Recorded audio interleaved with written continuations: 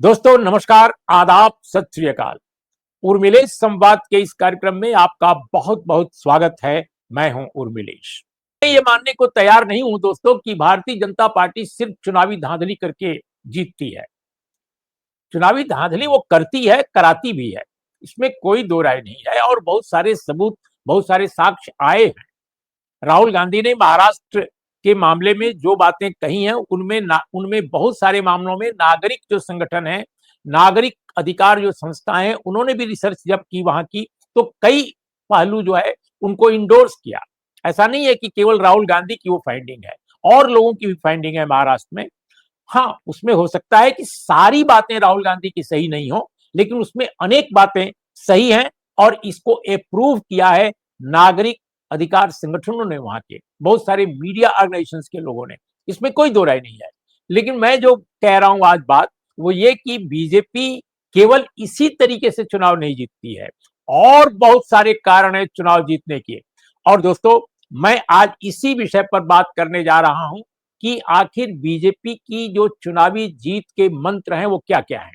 तो पहला मंत्र तो यह है कि धर्म का राजनीतिक इस्तेमाल, धुआंधार ढंग से, संविधान की परवाह किए बगैर, राजनीतिक मूल्यों की पूरी तरह अनदेखी करते हुए वह धार्मिक पूरे जो तंत्र मंत्र या जो भी उसके हैं, उनका राजनीतिक इस्तेमाल करने से वो परहेज नहीं करती, खुलेआम डंके की चोट पर करती है। और कोई एजेंसी, कोई संस्थान, कोई निर्वाचन आयोग उसको कुछ भी नहीं कह पाता।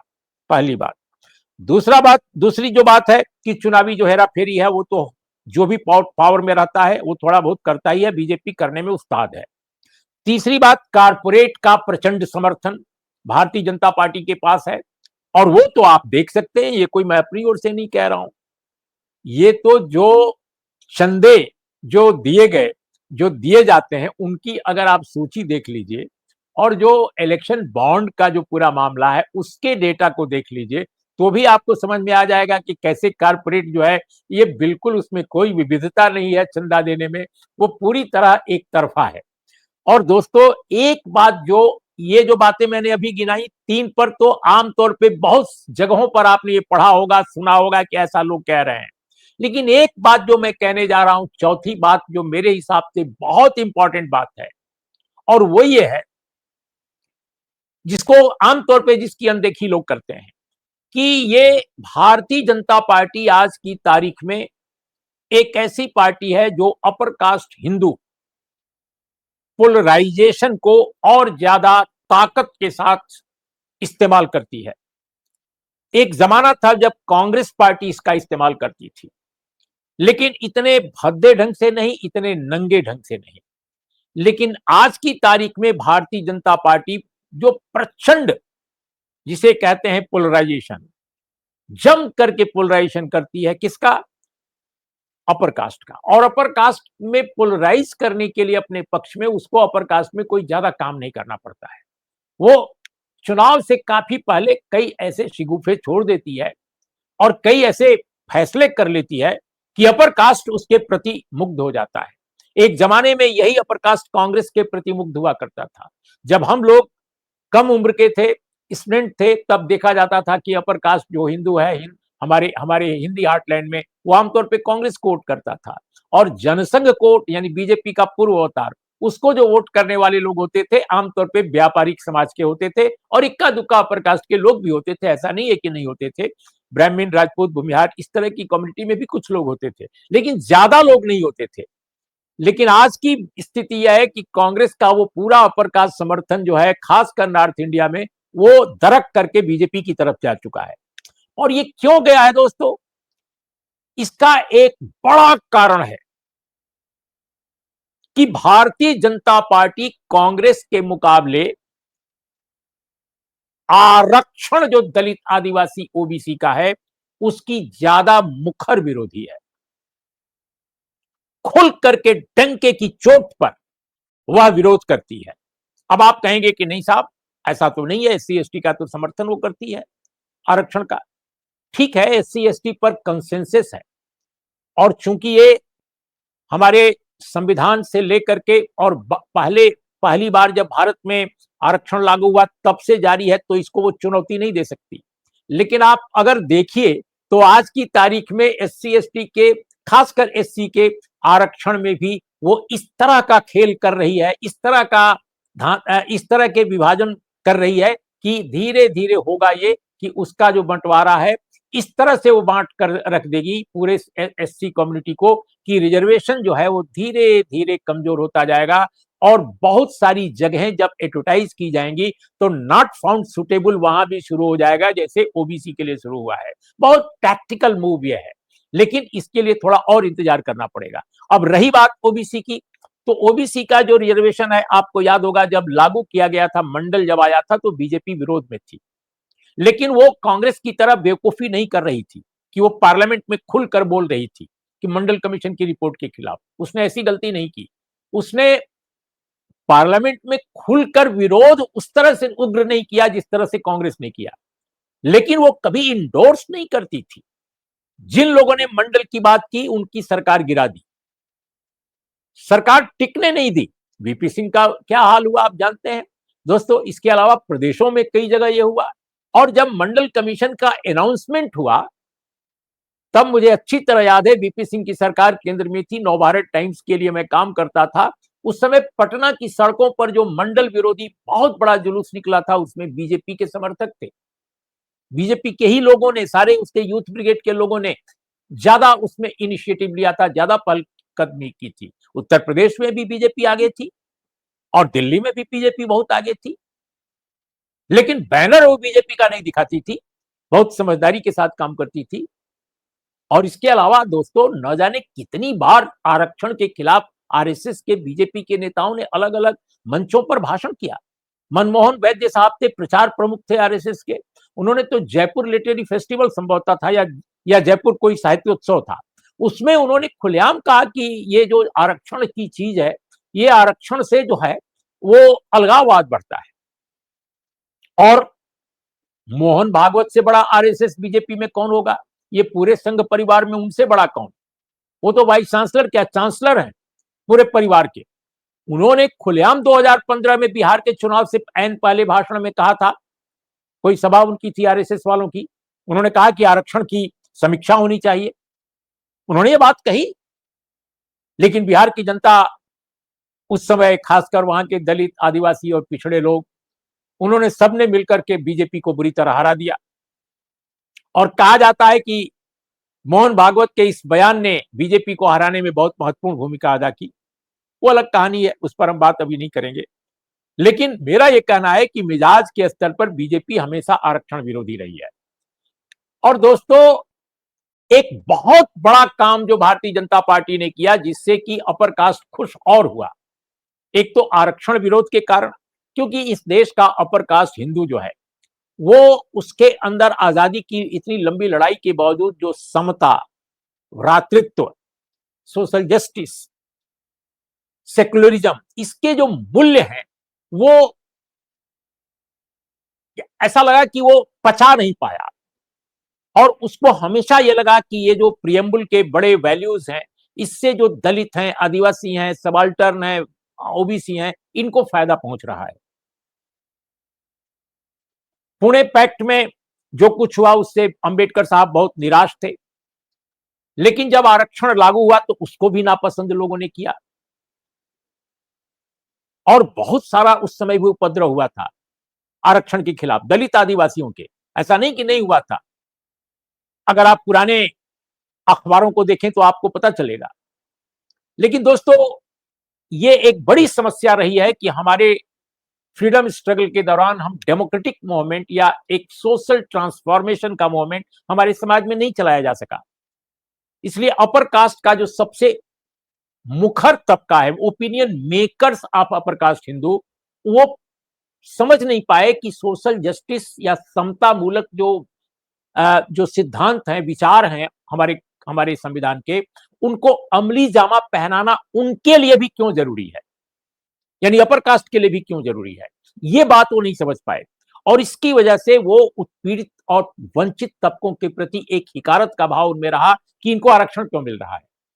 जबकि अगर देखिए तो 27% आरक्षण ओबीसी का है, जो बहुत बाद में मिला, 92-93 के बीच में। और 15% शेड्यूल कास्ट का है और 7.5% एसटी का है। टोटल कितना मिलाकर हुआ 49.5%। 49.5% रिजर्वेशन दलित आदिवासी ओबीसी मिलाकर होता है। तो 50.5% रिजर्वेशन किसका होता है? अपर कास्ट का होता है। और जिसकी आबादी कितनी है?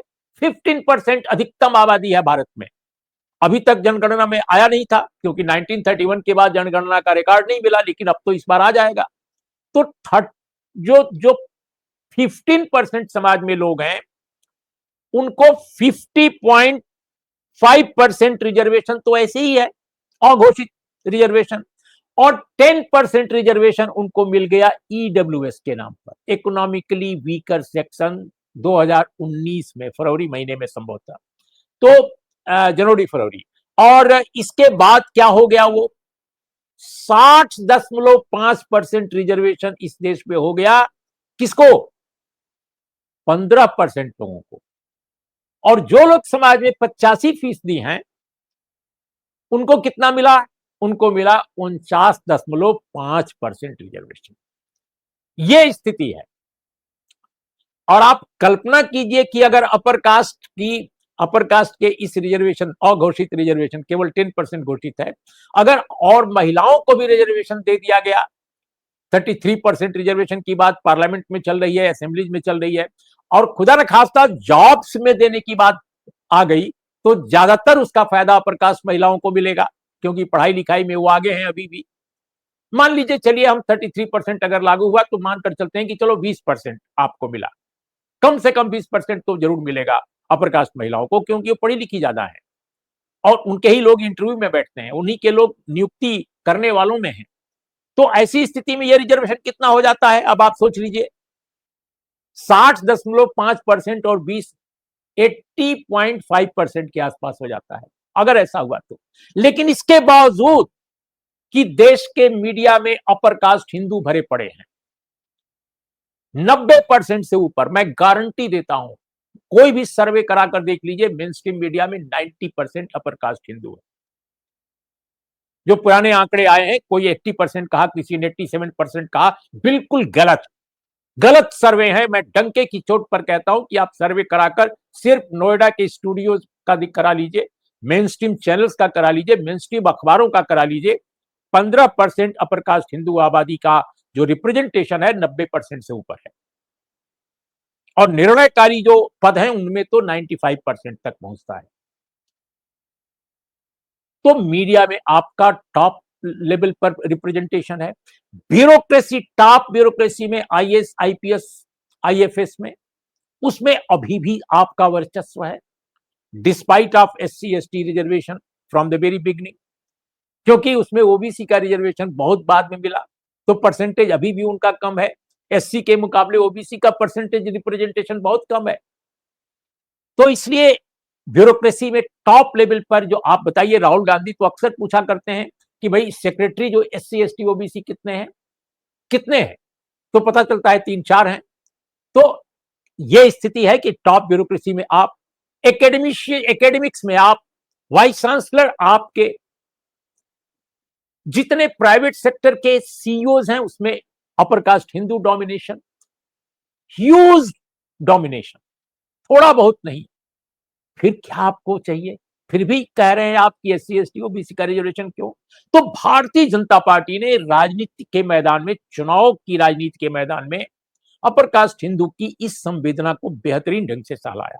बहुत सारे लोग समझते हैं कि 2019 के चुनाव में मोदी जी को जो 303 सीटें मिली थी वो पुलवामा और बालाकोट के कारण मिली थी।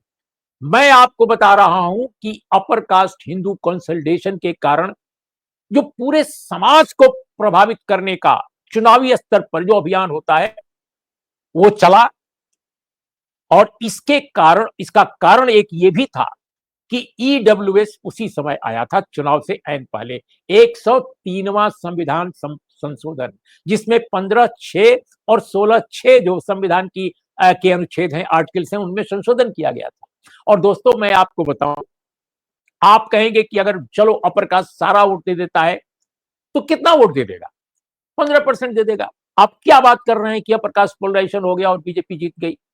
मैं आपको बताता हूं कि ये 15% जो अपर कास्ट जो आबादी है, वो दरअसल नॉर्थ इंडिया में बहुत बड़े सेक्शन को, चाहे वो दलित हो, आदिवासी हो या ओबीसी हो या इवन माइनॉरिटीज हो, उनको प्रभावित करती है। माइनॉरिटीज तो नहीं जाते आमतौर पे आज के दौर में, लेकिन एससी एसटी ओबीसी का बहुत बड़ा हिस्सा चला जाता है अभी भी उनके प्रभाव में आकर, खासकर गरीब तबका। और आप देख सकते हैं उत्तर प्रदेश बिहार में बहुत सारे ओबीसी कम्युनिटीज हैं जो बीजेपी के गढ़ माने जाते हैं, बीजेपी के प्रमुख आधार माने जाते हैं। इसके अलावा चुनाव की पूरी प्रक्रिया जो है, उसमें जो डोमिनेंट जो एग्जीक्यूटिव्स हैं, जो जो जिनका वर्चस्व होता है पूरे प्रशासनिक ढांचे में, वो उसी वर्ग से आया हुआ है। ज्यादातर अफसरान, ज्यादातर कर्मचारी उसी तरह के वर्गों के रखे जाते हैं और उनकी वजह से एक पूरा प्रभाव मंडल खड़ा कर दिया जाता है। अगर उसमें ओबीसी, दलित, आदिवासी कुछ कर्मचारी हैं भी, तो वो उसके उस प्रभाव मंडल के आगे बिल्कुल अपने को बिल्कुल नाकाबिल समझते हैं। उनको लगता है कि हम कुछ बोलेंगे तो हमें हमारी नौकरी खतरे में आ जाएगी। तो वो जान पर खेल कर क्यों कहीं रजिस्ट करेंगे? तो बहुत सारी जो चुनावी प्रक्रिया में बहुत सारी प्रॉब्लम्स आती हैं, बहुत सारी विकृतियां जो सामने आती हैं, उसकी वजह यही है कि डोमिनेंस हिंदी हार्टलैंड में अपर कास्ट हिंदू का आज भी है, डिस्पाइट ऑफ 15% आबादी, उनकी 15% आबादी के बावजूद भी उनकी ताकत बहुत अधिक है। इन्फ्लुएंस करने की जो जो क्षमता है वो बहुत ज्यादा है। मोबिलाइज करने की जो उनकी कैपेसिटी है अन्य वर्गों को, वो बहुत ज्यादा है। तो ये बात समझने की है कि ठीक है कि वो 15% है, लेकिन वो 40-50% को भी प्रभावित कर सकते हैं। ये बहुत महत्वपूर्ण है और बीजेपी ने वही काम किया है कि उसने इस आबादी को अपने साथ जोड़कर प्रचंड समर्थन के साथ उसने दूसरे और सेक्शंस को प्रभावित करने में एक तरह से इस्तेमाल किया है। और ये जो पहलू है उसको आमतौर पे एनालिसिस करने वाले लोग इसलिए नजरअंदाज कर देते हैं क्योंकि जो एनालिसिस करने वाले हैं वो भी उसी वर्ग से आते हैं, तो उनको ये बात नजर नहीं आती, या अगर नजर आती है तो इसको नजरअंदाज कर देते हैं। लेकिन आई एम वेरी श्योर दोस्तों कि अगर कोई भी ऑब्जेक्टिव ढंग से एनालिसिस करेगा तो वो पाएगा कि upper caste Hindu polarisation in favour of BJP वह भी एक बड़ा फैक्टर है भारतीय जनता पार्टी की, खासकर नॉर्थ इंडिया में हिंदी भाषी राज्यों में चुनावी जीत को इंश्योर करने में, उसको उसको सुनिश्चित करने में, जिसको अभी तक जो चुनावी विश्लेषण करता है उसको खारिज करते रहे हैं। आप बताइए चुनाव के सर्वे कराने वाले कौन लोग हैं? चुनाव जो सर्वे होते हैं वो दरअसल सर्वे से ज्यादा चुनावी माहौल को प्रभावित करने के अभियान बन जाते हैं और उसको कराने वाले, उन पर बहस करने वाले सारे के सारे ऑलमोस्ट 100% अपर कास्ट हिंदू होते हैं। पहले थोड़ा अपर कास्ट हिंदू के बावजूद अलग अलग विचार के होते थे, लेकिन अब एक ही तरह के विचार के होते हैं जो भारतीय जनता पार्टी को फेवर करते हैं, हिंदुत्व को फेवर करते हैं। तो ये जो पहलू है सामाजिक स्तर पर, इसको नजरअंदाज कर दिया जाता है। और इसीलिए मैं कहता हूं कि जो राहुल गांधी केवल सवाल उठा रहे हैं चुनावी धांधली का, मैं कहता हूं कि चुनावी धांधली केवल एक नहीं है, सामाजिक स्तर पर जो काम बीजेपी करती है, जबरदस्त काम करती है, वह भी है जिसको अब तक नजरअंदाज किया जाता रहा है दोस्तों। तो आज मैं अपनी टिप्पणी यहीं समाप्त करता हूं। आपको ये मेरा कार्यक्रम कैसा लगा जरूर बताइएगा और हम इसी तरह के अन्य विषयों पर भी समय समय पर चर्चा करते रहेंगे। नमस्कार, आदाब, सत श्री अकाल।